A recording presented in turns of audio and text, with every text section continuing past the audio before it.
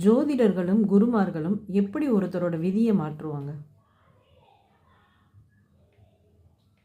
விதித்தது விதிப்படி தான் நடக்கணும்னா நம்ம யாருமே சாமி கும்பிட வேண்டிய அவசியம் இல்லை. சாமி கும்பிடும்போது பல விஷயங்கள் மாறுதல் ஏற்படுத்திக்க கூட முடியுது.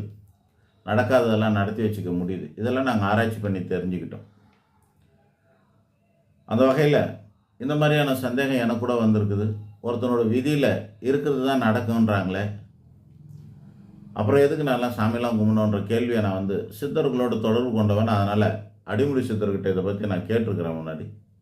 அப்படி கேட்குற பட்சத்தில் அவர் எனக்கு கொடுத்த ஞானம் என்னன்னா, உன்னோட விதியில் இல்லாததும் உங்கள் ஜாதகத்தில் நடக்காதுங்கிறதும்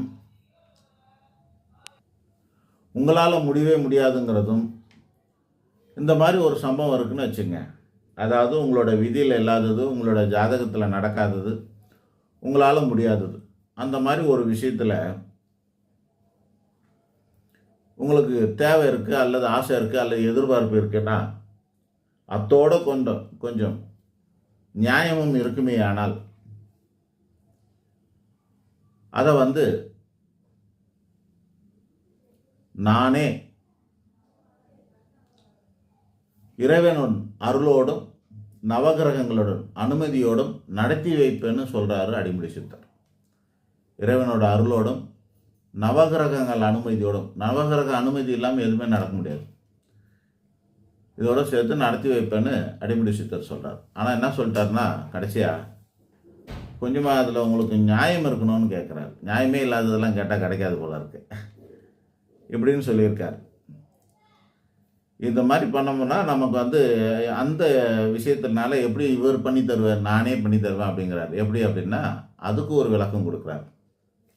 அதாவது நம்மளுடைய நாட்டில் தனித்துவமான சுப்ரீம் பவர் கொண்டவங்க ஒரு 4 பேர் இருக்கிறாங்க. யாருன்னா, ஒருத்தர் ஜனாதிபதி, பிரதமர், அப்புறம் சபாநாயகர், சுப்ரீம் கோர்ட்டு தலைமை நீதிபதி. இவங்களுக்கெல்லாம் தனிப்பட்ட முறையில் ஒரு அதிகாரம் இருக்குது. இவங்களுக்கு மட்டும் இல்லை, எல்லாருக்குமே இருக்கும். இதில் தான் உச்சக்கட்ட பவர் இவங்களுக்கெல்லாம் இருக்குது. இந்த மாதிரி அதிகாரம் இருக்கும்போது இப்போ கூட பாருங்கள், ஒரே தகராறுலாம் இருக்குது. சுப்ரீம் கோர்ட் ஜனாதிபதிக்கு ஆர்டர் போடுது, நீங்கள் 90 நாளில் கையெழுத்து போடணும் அப்படின்னு சொல்லுது. அவங்க திருப்பி அனுப்புகிறாங்க. எனக்கே நீங்கள் உத்தரவு போடுறதுக்கு உங்களுக்கு ரைட்ஸ் இருக்குதான்னு கேட்குறாங்க. ஸோ இந்த மாதிரி அதிகார மீறல்கள்லாம் இருக்குது பார்த்தீங்களா. அந்த மாதிரி கடவுள் நமக்கு ஒரு சிஸ்டத்தை ஏற்படுத்தி